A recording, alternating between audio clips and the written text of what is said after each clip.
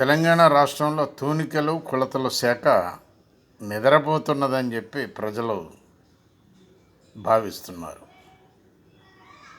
కారణం ఏంటంటే అసలే రేట్లు పెరిగిపోయినటువంటి కూరగాయల ధరలు. ఏ వస్తువు చూసినా కూడా, ఏ కూరగాయలను చూసినా కూడా కొనలేకపోతున్నటువంటి ప్రజలు. మార్కెట్కి పోతే కిలో కొనేటప్పుడు 750 గ్రామ్స్ మాత్రమే వస్తున్నాయి. ఎవరికి చెప్పాలి, ఏ విధంగా చెప్పాలి అనేటటువంటిది క్వశ్చన్ మార్క్. తూనికల కొలతల శాఖ ఎక్కడా కనిపించటం లేదు. కనుచూపు మేరలో కూడా చూద్దామన్నా కనిపించటం లేదు.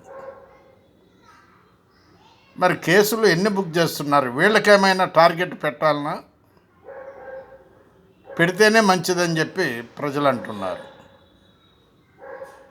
చదువు చెప్పే టీచర్లకు టార్గెట్ పెడుతున్నారు, కానీ ఈ కొలతలు, తూనికలు ఇట్లాంటి ఆఫీసర్లకు టార్గెట్ పెడితే చాలా మంచిదని చెప్పి ప్రజలు భావిస్తున్నారు. ప్రభుత్వము ఒక్కసారి ఆలోచించండి. సీఎం రేవంత్ రెడ్డి గారు ఒక్కసారి ఆలోచించండి ఈ విషయాన్ని. బాలసాని వీరప్రసాద్, హైదరాబాద్.